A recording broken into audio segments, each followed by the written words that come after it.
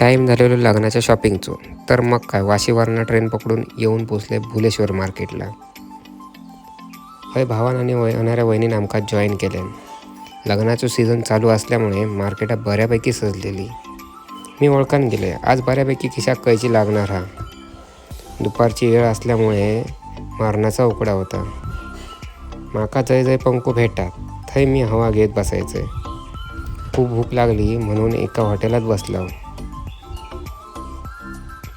जेवण इल्याबरोबर सगळे एकदम तुटान पडलो. ह्या बायग्या बघतास कसा खाली मान घालून रेटावता. ह्या डिझर्ट काय तर भारी होता. मन तृप्त करून टाकल्यान. प्रत्येकाने एक एक पिशी घेतला आणि घराक निघाला. आजसाठी एवढाच. तोपर्यंत टाटा.